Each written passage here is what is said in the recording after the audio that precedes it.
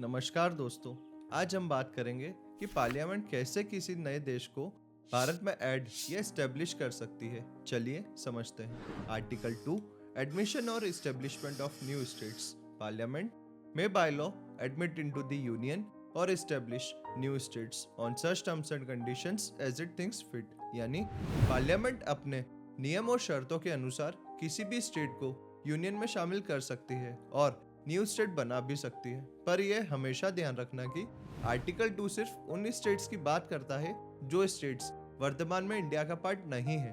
दोस्तों, आर्टिकल 2 में तीन चीजें सबसे इंपॉर्टेंट है। पहली, आर्टिकल 2 है जो सिर्फ 2 महीने के लिए ही रहा था। दूसरी, न्यू स्टेट को ऐड या एस्टेब्लिश करने के लिए पार्लियामेंट की पावर्स एंड लिमिट्स। और तीसरी, क्या आर्टिकल 2 से यूनियन टेरिटरी को ऐड या एस्टेब्लिश कर सकते हैं। तो चलिए सबसे पहले आर्टिकल 2A की कहानी समझते हैं।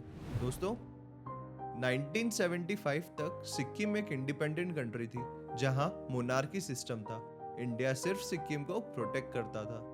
सिक्किम को इंडिया में शामिल करना आसान नहीं था क्योंकि वहां मोनार्की सिस्टम था। इसलिए पार्लियामेंट ने 1 मार्च 1975 को कॉन्स्टिट्यूशन में अमेंडमेंट करके आर्टिकल 2A इंसर्ट किया, जिसमें सिक्किम को इंडिया का एसोसिएटेड स्टेट बनाया और इसकी terms and conditions 10th schedule में मेंशन की गई। पर सिक्किम के लोग मोनार्की सिस्टम से भी खुश नहीं थे।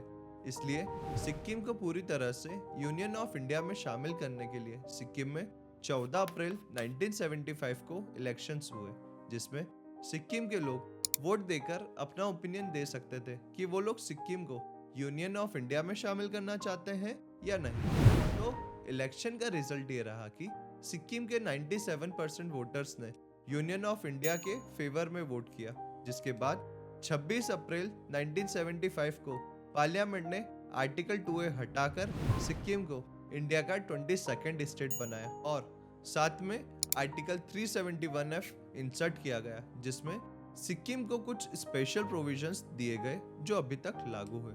दोस्तों, अब बात करते हैं कि ये जो आर्टिकल 2 में on such terms and conditions as it thinks fit है, इसमें पार्लियामेंट की क्या पावर्स एंड लिमिट्स हैं। तो आरसी पोटियाल केस में सुप्रीम कोर्ट ने 1994 में जजमेंट दिया था कि किसी भी स्टेट को यूनियन ऑफ इंडिया बनाने के लिए पॉलिटिकल इश्यूज तो आएंगे ही, जिसके लिए स्पेशल टर्म्स एंड कंडीशंस की जरूरत होगी, but it's subject to judicial review. यानी उस स्टेट को कॉन्स्टिट्यूशन का बेसिक स्ट्रक्चर तो फॉलो करना ही पड़ेगा और जो टर्म्स एंड कंडीशंस रहेगी उसे आप सुप्रीम कोर्ट में भी चैलेंज कर सकते हो। अब बात करते हैं कि क्या हम आर्टिकल 2 से यूनियन टेरिटरी को यूनियन में ऐड कर सकते हैं या नहीं। तो दोस्तों, दादरा एंड नागर हवेली, गोवा, पौंडीचेरी और दमन एंड दीव, ये सारे टेरिटरीज आर्टिकल 368 में अमेंडमेंट करके यूनियन टेरिटरी बनाई गई है। सिर्फ एक बार ऐसा हुआ था कि 1954 में आर्टिकल 2 का यूज करके चंदन नगर को यूनियन टेरिटरी मान के वेस्ट बंगाल में मर्ज किया था। तो कंक्लूजन ये है कि अगर किसी टेरिटरी को यूनियन में ऐड या एस्टेब्लिश करना है तो आर्टिकल 368 का यूज होगा, पर किसी स्टेट को ऐड या एस्टेब्लिश करना है तो आर्टिकल 2 का यूज होगा। तो दोस्तों, ये थी कहानी आर्टिकल 2 की। नेक्स्ट आर्टिकल समझने के लिए कॉन्स्टिट्यूशन ऑफ भारत को सब्सक्राइब करें। जय हिंद।